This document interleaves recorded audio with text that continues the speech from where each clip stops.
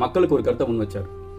என்ன அப்படின்னம்னா, தன் மக்களையே தன் தலைமையில் அகமதாபாத்தில் வச்சு மக்களை கொன்று வைக்கிறதா வலிமையானவரா அப்படின்னு கேட்ட நபர், மக்கள்கிட்ட இந்த கருத்தை முன் வச்ச நபர்.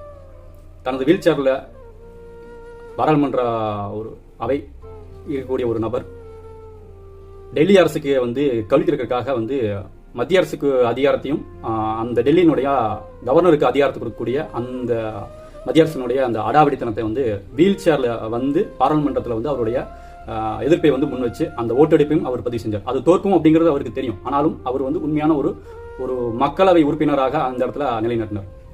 100 நாள் வேலை திட்டம், அது மட்டும் இல்லாமல் ஆர்டிஐனுடைய மக்கள் கேள்வி கேட்கக்கூடிய ஆர்டிஐனுடைய சட்டத்தையும் அங்கே கொண்டு வந்தது அவர் தான்.